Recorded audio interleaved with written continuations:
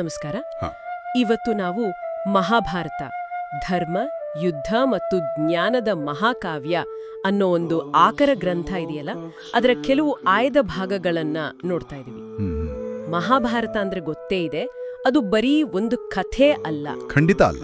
ಅದು ಹೇಗೆ ಅಂದ್ರೆ ಮಾನವ ಸ್ವಭಾವ, ಸಮಾಜ, ರಾಜನೀತಿ, ತತ್ವಶಾಸ್ತ್ರ, ಎಲ್ಲವನ್ನೂ ಒಳಗೊಂಡಿರೋ ಒಂದು ದೊಡ್ಡ ಜ್ಞಾನ ಸಾಗರ ಅಂತಾನೆ ಹೇಳ್ಬೋದು ಅಲ್ವಾ? ಹೌದು ಹೌದು. ಈ ಆಕರದ ಆಧಾರದ ಮೇಲೆ ಅದರ ಕೆಲವು ಮುಖ್ಯವಾದ ಒಳನೋಟಗಳನ್ನ ಅರ್ಥ ಮಾಡಿಕೊಳ್ಳೋ ಪ್ರಯತ್ನ ಮಾಡೋಣ ಇವತ್ತು. ಸರಿ, ಶುರು ಮಾಡೋಣವಾ? ಖಂಡಿತ. ಮೊದಲಿಗೆ ಇದರ ವಿಸ್ತಾರವೇ ಒಂದು ರೀತಿ ಬೆರಗು ಮೂಡಿಸುತ್ತೆ ಅಲ್ವಾ? ಹೌದು, 1,00,000ಕ್ಕೂ ಹೆಚ್ಚು ಶ್ಲೋಕಗಳು ಅಂತ. 1,00,000ಕ್ಕೂ ಹೆಚ್ಚು ಅಂದ್ರೆ ಈ ಪುಸ್ತಕದಲ್ಲಿ ಹೇಳುವ ಹಾಗೆ ಇದರ ಉದ್ದೇಶ ಕೇವಲ ಕತೆ ಹೇಳುವುದಷ್ಟೇ ಅಲ್ಲ. ಬದಲಿಗೆ ಜೀವನದ ಪ್ರತಿಯೊಂದು ಅಂಶವನ್ನು ಧರ್ಮದ ದೃಷ್ಟಿಯಿಂದ ವಿಶ್ಲೇಷಣೆ ಮಾಡೋದು, ಅದಕ್ಕೇನೆ ಇದು ಇಷ್ಟು ದೊಡ್ಡದಾಗಿದೆ, ವಿಸ್ತಾರವಾಗಿದೆ. ಇದೊಂದು ಧರ್ಮ ಮತ್ತೆ ಅಧರ್ಮದ ನಡುವಿನ ಸಂಘರ್ಷ ಅಂತ ಚಿತ್ರಿಸುತ್ತೆ. ಹೌದು. ಆದ್ರೆ ಆ ಧರ್ಮ ಅನ್ನೋ ಪದಕ್ಕೆ ಇಲ್ಲಿ ತುಂಬಾ ಅರ್ಥಗಳಿವೆ ಅಂತ ಈ ಮೂಲದಲ್ಲಿ ವಿವರಿಸಿದ್ದಾರಂತೆ. ಅದೇ ಅತ್ಯಂತ ಮುಖ್ಯವಾದ ಅಂಶ ಇಲ್ಲಿ. ಸಾಮಾನ್ಯವಾಗಿ ನಾವು ಧರ್ಮ ಅಂದ್ರೆ ನೀತಿ ಅಥವಾ ಸದಾಚಾರ ಅಂತ ಅಂದುಕೊಳ್ತೀವಿ. ಆದ್ರೆ ಈ ಆಕರ ಗ್ರಂಥ ವಿವರಿಸುವ ಹಾಗೆ ಧರ್ಮ ಅಂದ್ರೆ ಒಬ್ಬರ ಕರ್ತವ್ಯ, ಅಂದ್ರೆ ಸ್ವಧರ್ಮ. ಹೌದು. ಆಮೇಲೆ ಸಾಮಾಜಿಕ ನಿಯಮಗಳು, ನೈತಿಕ ಜವಾಬ್ದಾರಿ ಮತ್ತೆ ಸಂದರ್ಭಕ್ಕೆ ತಕ್ಕ ಹಾಗೆ ಬದಲಾಗಬಹುದಾದ ಸೂಕ್ಷ್ಮವಾದ ತೀರ್ಮಾನಗಳು, ಇವೆಲ್ಲವನ್ನೂ ಒಳಗೊಳ್ಳುತ್ತೆ. ಹಾಗೆ ಅಂದ್ರೆ ಉದಾಹರಣೆಗೆ ಯುಧಿಷ್ಠಿರನ ಸತ್ಯಪಾಲನೆ ಇದೆಯಲ್ಲ, ಹೌದು, ಅದು ಒಂದು ಧರ್ಮ. ಹಾಗೇನೆ ಕ್ಷತ್ರಿಯನಾಗಿ ಯುದ್ಧ ಮಾಡೋದು ಅರ್ಜುನನ ಧರ್ಮ ಆಗತ್ತೆ. ಈ ತರಹದ ಧರ್ಮ ಸಂಕಟಗಳೇ ಈ ಕಥೆಯ ಜೀವಾಳ ಅಂತ ಹೇಳ್ಬೋದು. ಪಾತ್ರಗಳ ಬಗ್ಗೆ ಮಾತಾಡೋದಾದ್ರೆ ಈಗ ಯುಧಿಷ್ಠಿರನನ್ನೇ ತಗೊಳ್ಳಿ. ಸರಿ. ಧರ್ಮರಾಜ ಅಂತ ಹೆಸರು, ಆದ್ರೆ ಜೂಜ್ನಲ್ಲಿ ರಾಜ್ಯ ಕಳ್ಕೊಳ್ತಾನೆ, ತಮ್ಮಂದಿರನ್ನ, ಹೆಂಡತಿಯನ್ನ ಎಲ್ಲರನ್ನೂ ಪಣಕ್ಕಿಟ್ಟು ಸೋಲ್ತಾನೆ. ಇದು ಎಂಥ ಧರ್ಮ? ಈ ಆಕಾರದಲ್ಲಿ ಇದರ ಬಗ್ಗೆ ಏನಾದ್ರೂ ವಿಶ್ಲೇಷಣೆ ಇದೆಯಾ? ಖಂಡಿತ ಇದೆ. ಈ ಮೂಲದಲ್ಲಿ ಹೇಳೋ ಪ್ರಕಾರ ಯುಧಿಷ್ಠಿರನ ಆ ಒಂದು ಸಂದರ್ಭದ ನಡವಳಿಕೆ ಇದೆಯಲ್ಲ, ಅದು ರಾಜಧರ್ಮದ ಪಾಲನೆ ಒಂದು ಕಡೆ, ಮತ್ತೆ ಆವಾಹನವನ್ನ ನಿರಾಕರಿಸಬಾರದು ಅನ್ನೋ ಕ್ಷಾತ್ರ ಧರ್ಮದ ಕಟ್ಟುಪಾಡು ಇನ್ನೊಂದು ಕಡೆ. ಇದರ ಸಂಘರ್ಷವನ್ನ ತೋರಿಸುತ್ತೆ.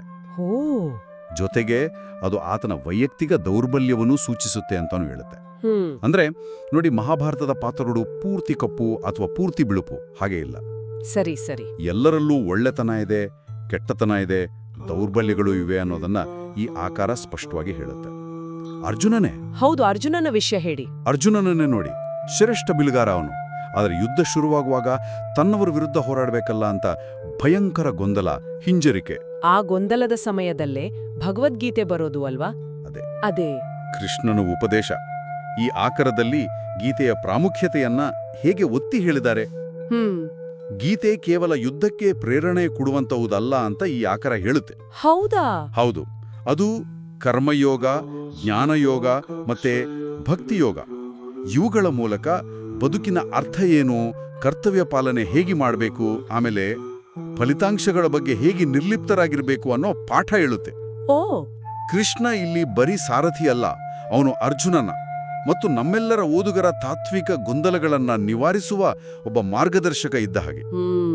ಅಂದ್ರೆ ಯುದ್ಧದ ಆ ಭೀಕರತೆ ಮಧ್ಯದಲ್ಲೂ ನಮ್ಮ ಒಳಗಿನ ಸ್ಥಿಮಿತವನ್ನ ಹೇಗೆ ಕಾಪಾಡ್ಕೊಬೇಕು ಅನ್ನೋದನ್ನ ಗೀತೆ ಹೇಳುತ್ತೆ ಅಂತ ಈ ಮೂಲ ವಿವರಿಸುತ್ತೆ. ಆಮೇಲೆ ವರ್ಷಗಳ ಕಾಲ ವನವಾಸ, ವಂಚನೆಗಳು, ಶಾಂತಿ ಸಂಧಾನದ ಪ್ರಯತ್ನಗಳು ಅದೆಲ್ಲ ವಿಫಲ ಆಗುತ್ತೆ. ಹೌದು. ಇದೆಲ್ಲ ಸೇರಿ ಯುದ್ಧಕ್ಕೆ ಹೇಗೆ ದಾರಿ ಮಾಡಿಕೊಡುತ್ತೆ ಅನ್ನೋದನ್ನ ಈ ಆಕರ ಹೇಗೆ ವಿವರಿಸುತ್ತೆ? ಇಲ್ಲಿ ಒಂದು ಮುಖ್ಯವಾದ ಒಳನೋಟ ಏನಂದ್ರೆ, ಈ ಆಕರದ ಪ್ರಕಾರ ಯುದ್ಧ ಕೇವಲ ದುರ್ಯೋಧನನ ಹಠಮಾರಿತನದಿಂದಷ್ಟೇ ಆಗಿದ್ದಲ್ಲ. ಅದು ಹಲವು ಪಾತ್ರಗಳ ತೀರ್ಮಾನಗಳು, ಬೇರೆ ಬೇರೆ ಸಂದರ್ಭಗಳು, ಮತ್ತೆ ಕೆಲವೊಮ್ಮೆ ಅನಿವಾರ್ಯ ಅನ್ಸೋ ವಿಧಿಯ ಆಟ ಅಂತಾರಲ್ಲ, ಅದೆಲ್ಲ ಸೇರಿ ಪರಿಸ್ಥಿತಿ ಯುದ್ಧದ ಕಡೆಗೆ ಹೋಗುತ್ತೆ. ಉದಾಹರಣೆಗೆ ದ್ರೌಪದಿಯ ವಸ್ತ್ರಾಪಹರಣದ ಘಟನೆ, ಅದು ಕೇವಲ ಅವಮಾನ ಅಲ್ಲ, ನಿಜ, ಅದು ಅಧರ್ಮದ ಒಂದು ಪರಮಾವಧಿ. ಅದು ಮತ್ತು ಯುದ್ಧಕ್ಕೆ ಒಂದು ಮುಖ್ಯವಾದ ಕಿಡಿ ಹೊತ್ತಿಸಿದ್ದು ಅದೇ ಅಂತ ಈ ಮೂಲ ಒತ್ತಿ ಹೇಳುತ್ತೆ. ಆ ಶಾಂತಿ ಪ್ರಯತ್ನಗಳು ಯಾಕೆ ವಿಫಲವಾದವು ಅನ್ನೋದರ ಹಿಂದೆ ಇದ್ದ ರಾಜಕೀಯ ಕಾರಣಗಳು, ವೈಯಕ್ತಿಕ ಕಾರಣಗಳು ಎಲ್ಲವನ್ನೂ ಇದು ವಿಶ್ಲೇಷಣೆ ಮಾಡುತ್ತೆ. ಹಾಗಾದ್ರೆ ಈ ಮಹಾಕಾವ್ಯದ ಅಧ್ಯಯನದಿಂದ ಅದರಲ್ಲೂ ಈ ನಿರ್ದಿಷ್ಟ ಆಕಾರದ ಒಳನೋಟಗಳಿಂದ ನಾವ್ ಏನು ಕಲಿಬಹುದು ಕೊನೆಗೆ? ಯುದ್ಧದಲ್ಲಿ ಗೆಲುವು ಪಾಂಡವರದ್ದೇ ಆಗತ್ತೆ, ಆದರೂ ಅದು ಸಂಪೂರ್ಣವಾಗಿ ಧರ್ಮದ ಗೆಲುವು ಅಂತ ಹೇಳಕ್ ಬರುತ್ತಾ? ಇಲ್ಲಿಯೇ ಈ ಕಥೆಯ ಮತ್ತು ಈ ಆಕಾರದ ಆಳ ಇರೋದು. ಇದು ತುಂಬಾ ಸರಳವಾಗಿ ಒಳ್ಳೆಯವ್ರು ಗೆದ್ರು ಕೆಟ್ಟವ್ರು ಸೋತರು ಅನ್ನೋ ತರಹದ ಕಥೆ ಅಲ್ಲ. ಸರಿ. ಪಾಂಡವರು ಗೆಲ್ಲುವುದಕ್ಕೆ ಅನುಸರಿಸಿದ ಕೆಲವು ದಾರಿಗಳು ಕೂಡ ಪ್ರಶ್ನೆ ಮಾಡಬಹುದಾದಂತರವು ಅಂತ ಈ ಆಕಾರ ಸೂಕ್ಷ್ಮವಾಗಿ ಗಮನ ಸೆಳೆಯುತ್ತೆ. ಹೌದಾ? ಹೌದು. ಆಮೇಲೆ ಭೀಷ್ಮ, ದ್ರೋಣ, ಕರ್ಣ ಇಂತಹ ಮಹಾನ್ ವ್ಯಕ್ತಿಗಳು ಕೂಡ ಅಧರ್ಮದ ಪರವಾಗಿ ನಿಲ್ಬೇಕಾದ ಸಂದರ್ಭಗಳು ಬರ್ತವಲ್ಲ. ಹೌದು. ಅದನ್ನೂ ಇದು ತೋರಿಸುತ್ತೆ. ಹಾಗಾಗಿ ಸರಿಯಾವುದು ತಪ್ಪ್ಯಾವುದು ಅನ್ನೋದರ ನಡುವಿನ ಗೆರೆ ಇದೆಯಲ್ಲ, ಅದು ತುಂಬ ತೆಳುವಾಗಿದೆ. ಕೆಲವೊಮ್ಮೆ ಸಂದರ್ಭವೇ ಅದನ್ನು ನಿರ್ಧಾರ ಮಾಡುತ್ತೆ ಅನ್ನೋದು ಒಂದು ಮುಖ್ಯವಾದ ಪಾಠ ಅಂತ ಅನ್ಸುತ್ತೆ. ಹಾಗಾದ್ರೆ ಈ ಆಕಾರವನ್ನ ಓದಿದ ಮೇಲೆ ನಮ್ಮ ಮನಸ್ಸಲ್ಲಿ ಉಳಿಯೋ ಒಂದು ಮುಖ್ಯವಾದ ಚಿಂತನೆ ಅಂದ್ರೆ, ಬಹುಶಃ ಜೀವನದಲ್ಲಿ ಬರೋ ಇಂಥ ನೈತಿಕ ಸಂದಿಗ್ಧತೆಗಳಲ್ಲಿ ಧರ್ಮದ ನಿಜವಾದ ಅರ್ಥವನ್ನ ನಾವು ಹೇಗೆ ಅರ್ಥ ಮಾಡ್ಕೋಬೇಕು ಮತ್ತೆ ನಮ್ಮ ಕರ್ತವ್ಯವನ್ನ ಹೇಗೆ ನಿರ್ಧಾರ ಮಾಡಬೇಕು. ಬಹುಶಃ ಈ ಪ್ರಶ್ನೆಗೆ ಅಷ್ಟು ಸುಲಭವಾದ ಉತ್ತರ ಇಲ್ಲ ಅಲ್ವಾ? ಖಂಡಿತ ಇಲ್ಲ. ಬಹುಶಃ ಉತ್ತರ ಇರ್ಲಿಕ್ಕಿಲ್ಲ. ಈ ಪ್ರಶ್ನೆಗಳ ಬಗ್ಗೆ ನಾವು ಚಿಂತನೆ ಮಾಡೋದೇ ಮಹಾಭಾರತದಂತಹ ಕೃತಿಗಳ ಒಂದು ಮುಖ್ಯ ಉದ್ದೇಶ.